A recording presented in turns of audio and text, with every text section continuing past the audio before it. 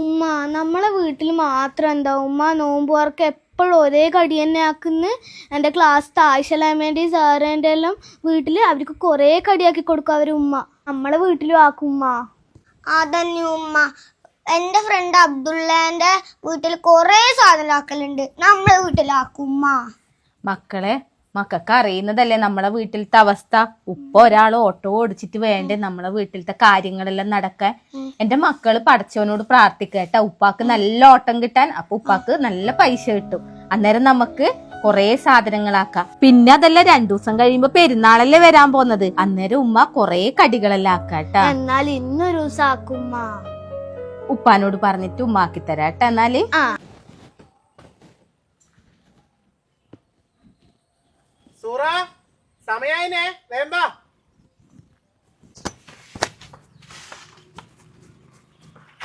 വേഗം സമയായി. വാ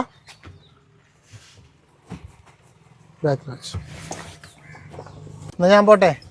ഇക്ക പിന്നെന്തല്ല എന്തേ മക്കൾക്ക് എന്തെങ്കിലും കടിയെല്ലാം ആക്കി കൊടുക്കണം ഇക്ക. അവര് പറയുന്നുണ്ട്. ഞാനും വിചാരിച്ചിനടി എന്തെങ്കിലും വാങ്ങണമെന്ന് പിള്ളേർക്ക്. അപ്പൊ നോക്കുമ്പോ ഇന്നിപ്പോ വണ്ടിന്റെ EMI അല്ലേ, അടവടക്കണ്ടേ. ഒന്നും മാറി എന്തെങ്കിലും ആയിട്ട് വന്നോണ്ടിരിക്കല്ലേ. ഞാനൊരു കാര്യം പറയട്ടെ ഇക്കാനോട്. ഞാൻ എന്റെ കുടുംബശ്രീന്ന് ഒരു 5000 ഉറുപ്പ്യ ലോൺ എടുക്കട്ടെ. അപ്പൊ നമുക്ക് പെരുന്നാളും ആയില്ലേ, എന്തെങ്കിലും കുറച്ച് സാധനങ്ങളും വാങ്ങിക്കാം വീട്ടിലേക്ക്. പിന്നെ മക്കൾക്ക് എന്തെങ്കിലും ഡ്രസ്സെല്ലാം എടുക്കണ്ടേ ഇക്ക. പെട്ടെന്ന് കിട്ടുമോ? ഞാൻ സഫിയനോട് പറഞ്ഞിട്ടുണ്ട്, അവള് തരാന്ന് പറഞ്ഞിട്ടുണ്ട്. അതെ, നീ ചോദിച്ചു നോക്ക്. കിട്ടുമെന്നുണ്ടെങ്കിൽ എന്നെ വിളിക്ക്. അങ്ങനെയാണെങ്കിൽ ഞാൻ ഉച്ചക്ക് വരാം. നമുക്കിന്ന് പോയിട്ട് മക്കൾക്ക് എന്തെങ്കിലും ഡ്രസ്സും എടുക്കാം, കുറച്ച് സാധനങ്ങളും വാങ്ങിക്കാം. അവര് സ്കൂൾ വിട്ട് വരുമ്പോ എന്തെങ്കിലും കടികളെല്ലാം ഉണ്ടാക്കി കൊടുക്കാലോ. നോക്കാം എന്തായാലും. എന്നാ പിന്നെ കിട്ടിയിട്ട് എന്നെ വിളിക്കേട്ടാ. ശരി, ഞാൻ വരുന്നേ. മക്കളെ പിടിച്ചിരിക്കണേ ചേട്ടാ.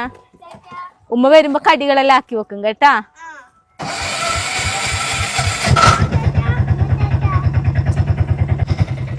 പോട്ടെ.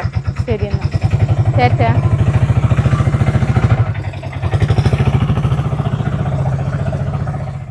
സോറ എന്തായി? പൈസ കിട്ടിയാ? നന്നായി. അല്ല എന്തായാലും നമുക്കിപ്പോ എന്ത് ചൂട് ബാങ്കിൽ അടക്കണം. പിന്നെ മക്കളുടെ ഡ്രസ്സിൻ്റെതല്ലേ. ഓക്കെ, നടക്കുമായിരിക്കും നമുക്ക്. ഓട്ടത്തിലാ ഞാൻ ഒരു ട്രിപ്പ് വന്നതാണ് തമ്മടക്കരയില്. ആള് കയറിയിട്ടുണ്ട്. ഞാൻ വിളിക്കാം കേട്ടാ. ശരി എന്നാ.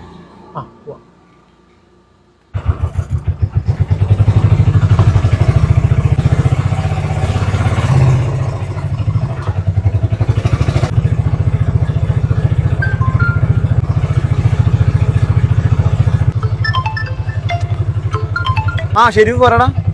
പടച്ചോനെ എപ്പോ മതിയാ? ഞാൻ ഇവിടെ എത്തി. ഞാൻ എത്തി. അതെ അല്ലേ. ഒരു മിനിറ്റേ. എത്ര? 100 റുപ്യ. എന്നിട്ട് അതല്ലേ.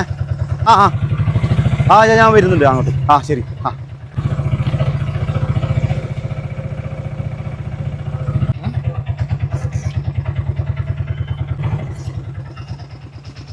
ബാഗ്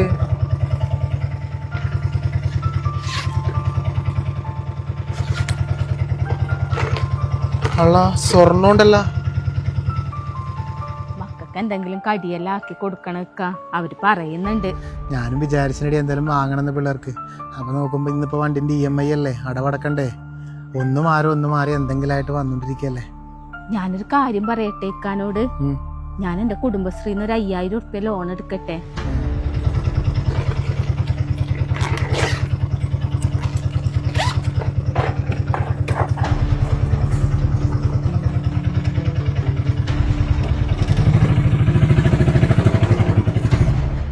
ഇനിയിപ്പോ നിങ്ങൾ ബാങ്കിൽ നിന്ന് എടുത്തിട്ടില്ലേക്കാ? ഞാൻ എടുത്തിനി. ഓട്ടോ കയറുന്നവരെ എന്റെ കയ്യിലുണ്ടായിരുന്നു. അതിന്റെ അടുക്ക ഷെരീഫിന്റെ കോള് വന്നത് കടങ്ങാറായത്. പഠിച്ചോനെ, ആ ഓട്ടോ കാരണത്തേട് ഞാൻ ഇപ്പൊ എവിടെ പോകേണ്ടത്? ഏതായാലും ഞാൻ നോക്കിട്ട് ഫാത്തിമ. നിങ്ങൾ വേഗം പോയി നോക്കിട്ട് വായിക്കാ. നമ്മുടെ മോളെ കല്യാണത്തിന് വെച്ച സ്വർണ്ണല്ലേ, പഠിച്ചോനെ കിട്ടിയാ മതിയായിരുന്നു.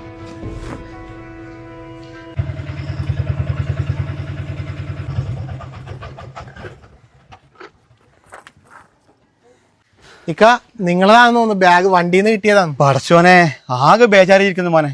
ഞാനിത് കണ്ടപ്പോ ആകെ ബേജാറായി പോയിക്കാ. ഞാൻ തുറന്നു നോക്കിന്, സ്വർണ്ണമല്ലാന്ന് കണ്ട. നിങ്ങളൊന്ന് നോക്കിക്കോക്കാം. അതെ, മോളെ നിക്കാഹിന് വേണ്ടി കൊണ്ടുവരുന്ന സ്വർണ്ണം മോനെ. പടച്ചോൻ കാത്ത് വേറെ എവിടെ നഷ്ടപ്പെട്ടു. തിരിച്ചു കൊണ്ടുത്തന്നല്ല, പടച്ചോൻ മോനെ കാക്കും.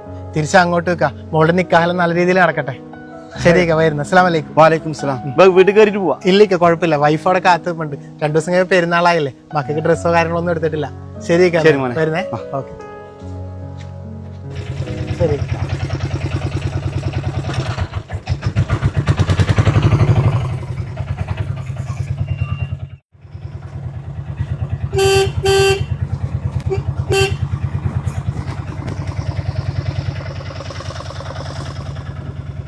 ബാങ്കെല്ലാം ലിസ്റ്റ് എല്ലാം എടുത്തിട്ടില്ലേ? ആ എല്ലാം എടുത്തിട്ടുണ്ട്. എന്നാ പോവാ. ആ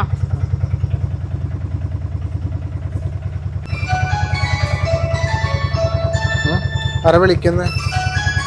രജീഷാണല്ലോ. ഹലോ,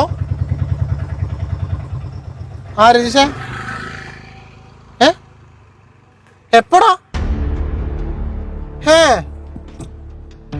എന്നിട്ട് ഇപ്പൊ എങ്ങനെയുണ്ട്? ഐസിയില പൈസയാ? എന്തൊക്കെ? രജീഷിന്റെ അമ്മ പെട്ടെന്ന് തലറങ്ങി വീണ് ആശുപത്രിയിലാവൂല, ഐസിയുലാവൂലോ. അയ്യോ, എന്തായാലും പൈസ ഉണ്ടെങ്കിൽ അങ്ങോട്ട് ചെല്ലാനാ പറയുന്നത്. എന്നാ ഇന്നേക്ക് ഈ പൈസ കൊണ്ട് കൊടുക്ക്. എടാ ഞാൻ വരാം എന്നാല്. ആ ഏത് ഹോസ്പിറ്റലാ? ആ ഓക്കെ ഞാൻ വരുന്നു. ശരിയടാ, ശരി കട്ടായിക്കോ. ഇന്നേക്ക് ഈ പൈസ കൊണ്ട് കൊടുക്ക്. നമ്മളെന്താ ചെയ്യിപ്പോ? നമ്മളെ കാര്യം എന്തെങ്കിലും ചെയ്യൊക്കെ, പഠിച്ചോൻ എന്തെങ്കിലും വഴി കാണിച്ചു തരാതിരിക്കൂലേ? അത് കൊണ്ടുപോയി കൊടുത്തിട്ട് വാ. ഞാൻ വേഗം പോട്ടേട്ടാ. ആ. ശരി എന്നാ നീ ഇറങ്ങിക്കോ, ഞാൻ വിളിക്കാട്ടാ. ആ ശരി, വിളിക്കേട്ടാ. ആ. പഠിച്ചോനെ, എന്ത് പറ്റിയെന്നാവും?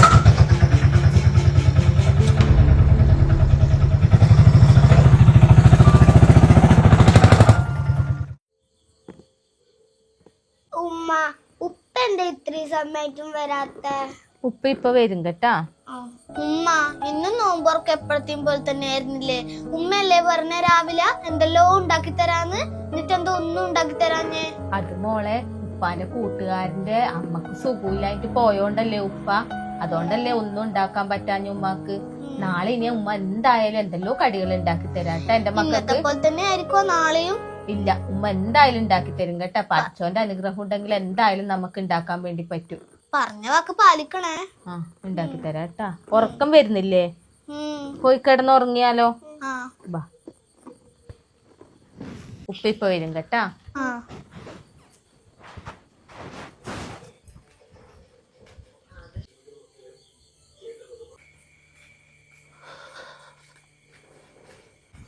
ഇക്ക, ഒരമ്മക്ക് എന്തുണ്ട്? ഒന്നും പറയണ്ട, കുറച്ച് സീരിയസ് ആയിരുന്നു. പഠിച്ചോനെ, പക്ഷെ ഇപ്പൊ കുഴപ്പമില്ല. അതെല്ലേ? ഐസിയു തന്നെ ഉള്ളത്. എനിക്കാണെങ്കിൽ പിന്നെ ഓനവിടെ ഒറ്റക്കാക്കിട്ട് പോരാനും തോന്നിയില്ല ഇങ്ങോട്ട്. അതേതായാലും നന്നായി ഇക്ക. മക്കളെന്താക്കിയേ? ഇത്രയും നേരം ഉപ്പ വരാത്ത എന്തേലും ചോദിച്ചിരിക്കായിരുന്നു. ഇപ്പൊ കേറി കിടന്ന്. നോമ്പുറക്ക് എന്താ പറഞ്ഞേ? എപ്പോഴും ഉള്ള പോലെ തന്നെ എന്നോട് ചോദിച്ച്, ഉമ്മയല്ലേ പറഞ്ഞ എന്തൊക്കെ ആക്കി വെക്കൂ, എന്നിട്ട് ഒന്നും ആക്കിയിട്ടില്ലല്ലാന്ന്. എനിക്കാണെങ്കിൽ പിന്നെ ഇങ്ങോട്ട് വരാനും പറ്റിയില്ല. എൻ്റെ അടുത്ത് പൈസയും ഇല്ല, ഞാൻ ഓന് കൊടുത്തില്ല പൈസ. അതേതായാലും കുഴപ്പമില്ല ഇക്ക, നമ്മളെ കൊണ്ട് അങ്ങനെയെങ്കിലും ഒരു ഉപകാരം ഉണ്ടായില്ലേ ഓർക്ക്. പഠിച്ചോനെല്ലാം കാണുന്നുണ്ടല്ലോ. ഓൻ്റെ അടുത്താണെങ്കിൽ പൈസ ഇല്ലാണ്ട് വല്ലാത്ത തത്രപ്പാടിലുള്ളത്. അതെല്ലേ? എനിക്കിപ്പോ എന്താ ചെയ്യാന്ന് ആലോചിച്ചിട്ട് ഒരു വഴിയുമില്ല. മറ്റന്നാളെ പെരുന്നാളും ആയില്ലേ. നാളത്തെ കാര്യം ആലോചിക്കുമ്പോഴാണ് എനിക്ക്. ഞാനാണെങ്കിൽ മക്കളോട് പറയുകയും ചെയ്തു നാളെ എന്തെങ്കിലും ഉണ്ടാക്കി തരാന്ന്. എന്ത് ചെയ്യും പഠിച്ചോനെ? കുഴപ്പമില്ല, നമ്മുടെ മക്കളല്ലേ, നമുക്ക് അവരോട് പറഞ്ഞു നിർത്താം. എന്നാലും നമ്മളെ മക്കളെ മാത്രം അവസ്ഥ ഇങ്ങനെ ആയിപ്പോയല്ലേ ഇക്ക? പറഞ്ഞിട്ട് എന്താ കാര്യം? ഇക്ക എന്തെങ്കിലും കഴിച്ചാ? ഞാൻ ആ ഹോസ്പിറ്റലിന്റെ അടുത്തുള്ള കടയിൽ നിന്ന് നോമ്പ് പറഞ്ഞിന്. ഞാൻ എന്തെങ്കിലും എടുത്തരാ, വാ.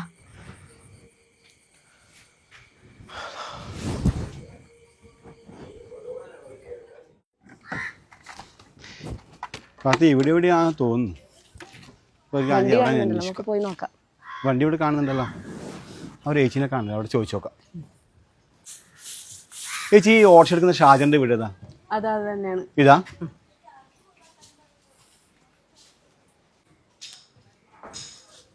ഷാജറിന്റെ? അതെ, ഷാജറല്ലേ? ആ ഉണ്ട് ഇക്ക. ഇതന്നെട്ടാ ഇക്ക, ആരോ വന്നിട്ടാ, അറിയില്ല.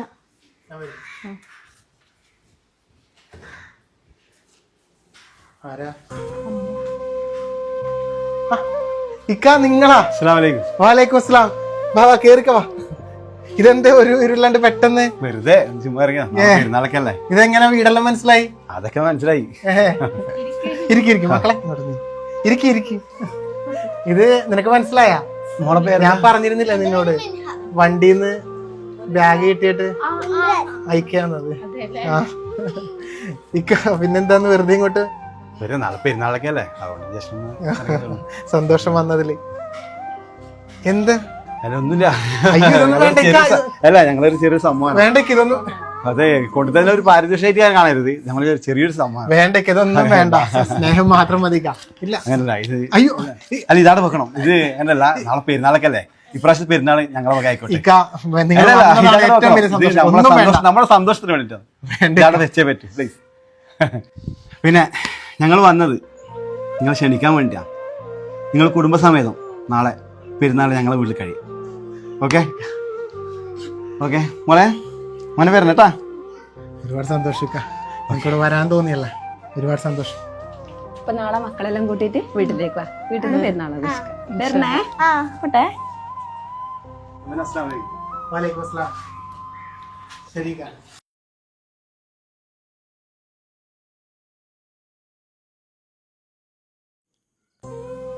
ഓരോ ദിവസവും ഒരുപാട് ജീവിത പ്രാരാബ്ദങ്ങളിലൂടെ കടന്നു പോകുന്നവരാണ് നമ്മൾ ഓരോരുത്തരും. സാമ്പത്തികമായ ബുദ്ധിമുട്ടുകൾ, പല അസുഖങ്ങൾ കൊണ്ടുള്ള ബുദ്ധിമുട്ടുകൾ, അങ്ങനെ പലതും.